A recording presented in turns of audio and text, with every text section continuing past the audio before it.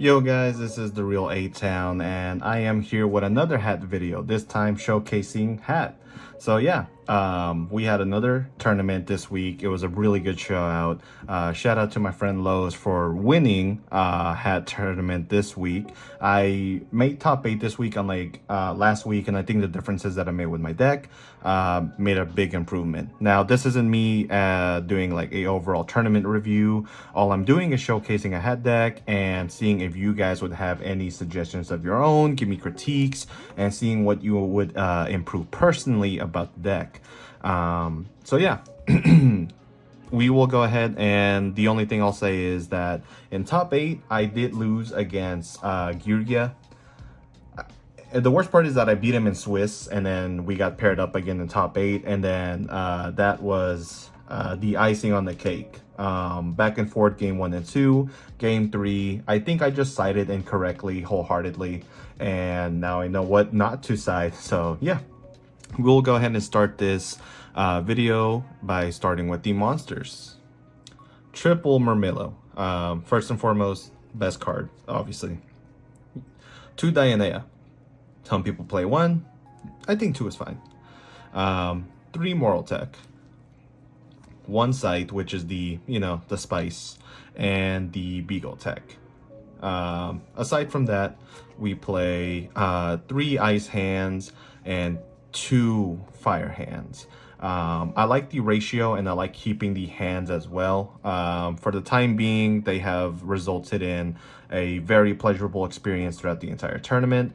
And the reason why I play 3 and 2 is I'm more than likely seeing control whenever I play, and so the ice hands really go in, and it helps not clogging as much. I would say that I'm probably in the future removing 1 ice hand in favor for like another trap probably, but I'm gonna keep testing with it and seeing if I like that ratio or not. And then of course the 1DD Crow. Why am I not playing other versions like Cat or Cat with Curry Bandit or the Card D? The hands, man, they're too strong, they're too good. I really like them. All right, next up, the spells. We start with 3 Artifact Ignition. If I played less targets for this, I'd probably place it at 2. Otherwise, 3 seems perfectly good for the time being.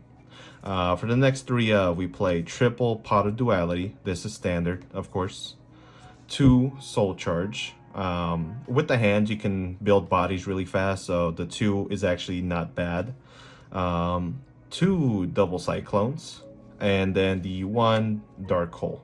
Dark Hole has been iffy sometimes, but against Gyurgia, I love it, so yeah. 1 Dark Hole.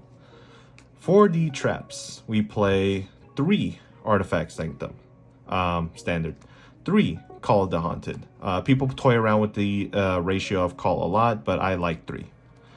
2 Breakthrough Skill. It was actually the MVP trap this week. I played 1 last week and I bumped it up to 2. Have not been disappointed at all. Now what I will say is that I'm sad that they actually bought out the ultis on TCG Player. Whoever did that, fuck you. I wish I picked up the Breakthrough sooner. The ultis at the very least. If only you could have waited 1 more week, but it was bound to happen eventually. So, I live when we learn. I'll just pick up more ultras and pick up a playset of ultis to max ready the deck out eventually, sooner or later. 1 Bottomless, standard. 1 Compulse, standard. 1 Warning, standard. 1 Blackhorn. Not standard, but I don't hate it. There's many times where you'll face a deck and they'll be able to make a turn 1 Exiton against you, and having the assurance that you won't get blown out by it feels great. So yeah. Lastly, Trap Tricks, Trap Hole Nightmare. Great card all around. You should be searching this probably immediately. And the reason is that if you do get Exiton, right, and you don't have either Warning or Blackhorn of Heaven, the Trap Tricks, Trap Hole Nightmare is going to save your behind so you don't get blown out turn 1. So yeah. On to the extra deck. I would say it's fairly standard. Gaia Dragon, Artifact Durandal, Pleiades, best rank 5. I love this card. Next up, we're gonna have the Windups in Mayo. I love this card. It was between this or playing the second Pleiades, and I decided to do the Zenmayo. It's a very great card. Number 61, Volcasaurus. The amount of times I've stolen games with this card, too many to count. This is standard. You should always play that. Tiras. Tiras is also great against the mirror. I wish I had a secret, but I'll get that soon. For the rank 4s, we start with Abyss Dweller. Gaga Cowboy. You don't need this card. I never went into it too often. I would say you're probably fine playing Ragna Zero instead. I like Ragna Zero. But Cowboy, you know, is the classic. I did get negged on this card. I thought it was English, but I read it wrong. It's Cowboy Gaga, not Gaga Cowboy. So, yeah. Anyways, moving on. 1 Diamond Dyer. 1 Exiton. 1 Daigusto Emerald. People hate on this card. I love it. Number 50, Black Ship of Corn. Number 101, Honor Arc. Number 106, Giant Hand. For a long time, there was a gap in this extra deck and I didn't know what to play. Giant Hand fixed that. And luckily, it got reprinted. And then, of course, number 80, Rhapsody and Berserk. There's not a lot of matchups in which it's relevant, but in the matchups where they are, man, it goes in. Okay, now for the side deck. For the traps, we'll start with the Needle Ceiling. Transmigration of Prophecy, excellent card. For the trap holes that you can search, Deep Dark Trap Hole, Aster Trap Hole. I also play a copy of Chaos Trap Hole. The reason why I play this is because there's a lot of Light Swarms in my locals. However, this can also hit any of the Bujan XCs, I believe. Yep, any of the Bujan XCs. It can hit Felgrand. This deck, sometimes you just have a hard time against Felgrand, so Chaos Trap Hole, pretty good card in my opinion. It's a searchable Solon, that's all I'll say. Wiretap. Double Debunk, which is the best card in this fucking format. I swear to God. Debunk is the best like side card that I wish I could bump it to 3. I just don't think I have the space yet. Mind Control. Double System Down. These cards are crazy. Mind Control even better in hat format than in Edison because you can actually XCs with them. Bye-bye forever. At least for a turn or two. 3 Maxi and the 1 DD Crow. I'm iffy on the Maxi. I love it a lot when it works. I hate it when it doesn't. I don't like it against Gear very much. That's what I learned in top 8. So yeah, I would never side that card again in that matchup.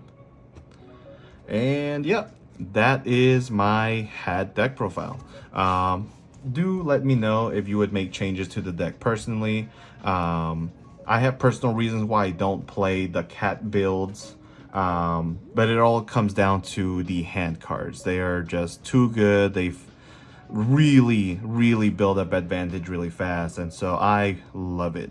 But yeah, no deck is perfect, so I'll take any recommendations anyone has for me. And from there, the last thing that I will say is that I personally won't throw any you know, personal like replays for the tournaments that are made through my locals. We actually already have someone that does that, and his name is Oscar. You guys might know him as Legacy Retro Format. So if you guys want to see any commentary videos with the duels that take place over there at the locals that I go to, shout out to Legacy Retro Formats. I'll put his video, or not video, his YouTube channel in the description below. That's the one shout out you'll get from me, Oscar. I got you, homie. So yeah, thank you for watching. Enjoy yourselves and have a good night. I'll see you back on the next one, where I'll probably post a Gear deck profile, but probably after I get a tournament or 2 with it, just so I can feel confident actually showing it to you guys. So yeah, thank you for watching. Peace.